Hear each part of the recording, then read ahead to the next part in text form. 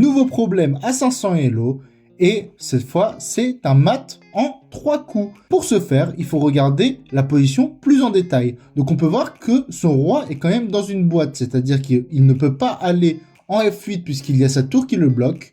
Il ne peut pas aller en G7 puisqu'il y a notre tour qui le bloque.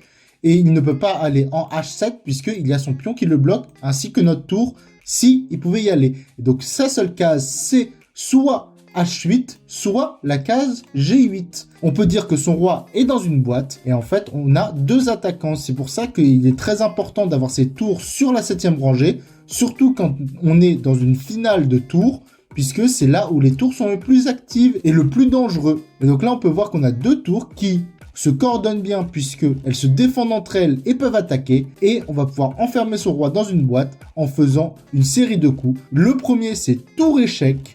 Ça va l'obliger à aller en H8.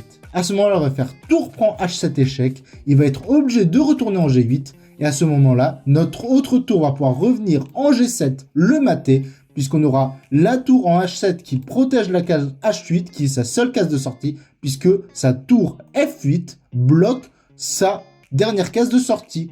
Et donc, on va voir si c'est bien ça, le mat en 3, mais c'est bien ça. Donc, c'est tour échec, et il y aurait eu les derniers coups de tour échec et mat.